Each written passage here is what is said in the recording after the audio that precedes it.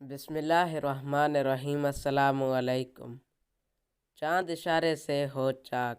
کفار مکہ نے حضور اکرم صلی اللہ علیہ وسلم سے معجزہ طلب کیا تو آپ نے چاند کو دو ٹکڑے کر کے دکھا دیا۔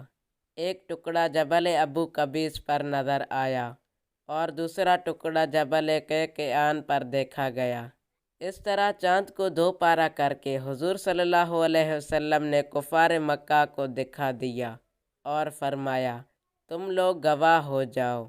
یہ دیکھ کر کفار مکہ نے کہا، محمد صلی اللہ علیہ وسلم نے جادو کر کے ہماری نظر بندی کر دی ہے۔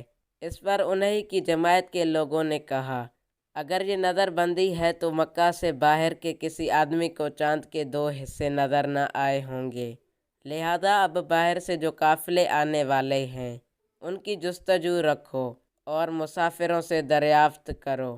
اگر دوسرے مقامات پہ بھی چاند شک ہونا دیکھا گیا ہے تو بے شک یہ معجزہ ہے۔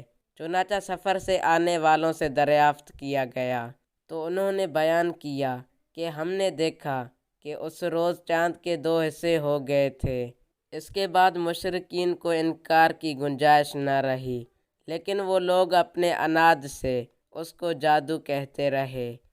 یہ معجزہ عظیم صحاح کی احادیث کثیرہ میں مذکور ہے اور یہ حدیث اس کا درجہ شہرت کو پہنچ گئی ہے کہ اس کا انکار عقل و انصاف سے دشمنی اور بے دینی ہے۔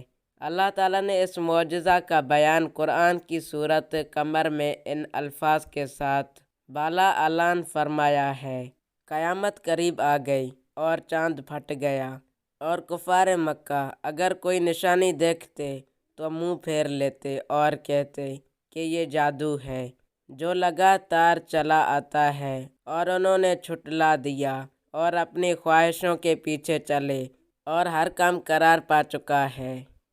اعلیٰ حضرت امام اہل سنت نے کیا خوب فرمایا، سورج الٹے پاؤں پلٹے، چاند اشارے سے ہو چاک، اندھے نجدی دیکھ لے قدرت رسول اللہ کی۔